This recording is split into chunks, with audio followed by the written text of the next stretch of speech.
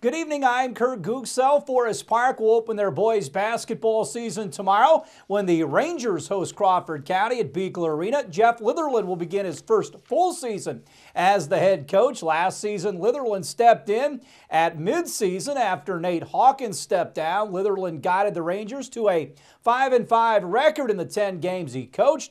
He and his team went on the fly last season, but heading into this season, everyone has had a good summer and preseason to get ready to go. The preseason went really well. You know, the guys, we did a lot of stuff in the summertime, and they were, a lot of the stuff has been new. We put a new offense in, a new offensive scheme, but a lot of these guys I've coached, in JV, so it's been a pretty easy transition. And now it's time to have. It's nice to have time to work on stuff versus last year we were just thrown in the fire and had to go play Jasper and Tecumseh on the road. So, we've been able to teach them a little bit, and they've learned a lot. What kind of team you think you'll have, Jeff? We'll have. We've got a very hardworking team, very committed team. We're very good in the guard play. Kind of got some concerns with interior defense and post offense. Just most Forest Park teams have had the 6'6", 6'8" kid in there, and we've got 2 6'3" guys, but they're working hard, and we're going to make the most of it. You got a tough opener too. It's always tough this first game with Crawford. Yeah, it's always tough. I played against Coach Brown when I played back in the early '90s, and he's always had good teams. They're well prepared, and it'll be a battle. We know that they're going to come in here and be physical.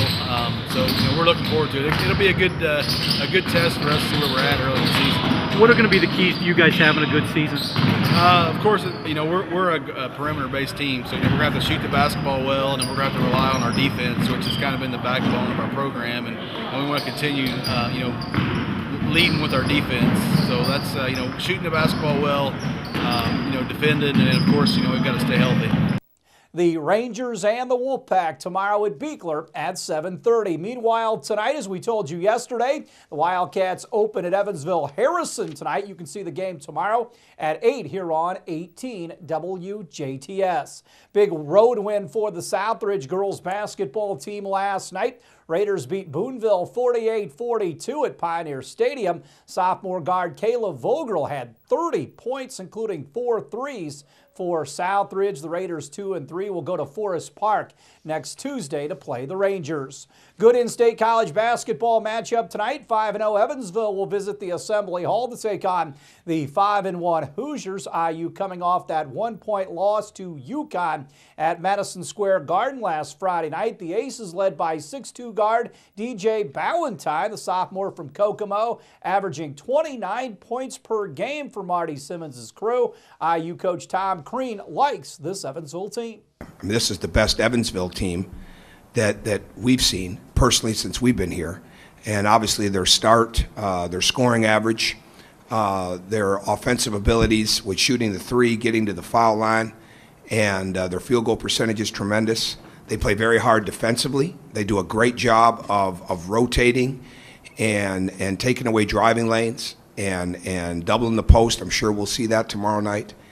And they're playing at an extremely high level. The improvement of some of their players, really starting with Ballantyne, who I know is 4th in the country in scoring and averaging 30 points a game, to see where he has come as being a very good player in high school to being really on the road to being an elite guard in college is really good. Speaks volumes about the way Evansville is developing players and coaching them and the league that they play in. So there's no doubt that we have got to be at a high level of intensity, energy, and intelligence on the defensive end.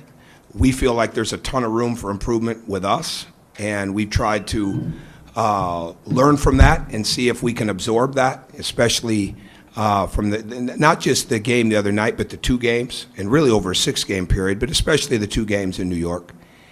Tip for the Aces and the Hoosiers, 8 o'clock at the Assembly Hall tonight. Chicago Bears coach Mark Trestman says he expects Jay Cutler to sit out his 3rd straight game this weekend, but Trestman is also totally confident his quarterback will return this season.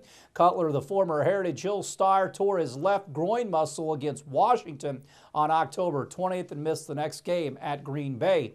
2 weeks later, he returned earlier than expected on November 10th against Detroit, but re-injured that ankle.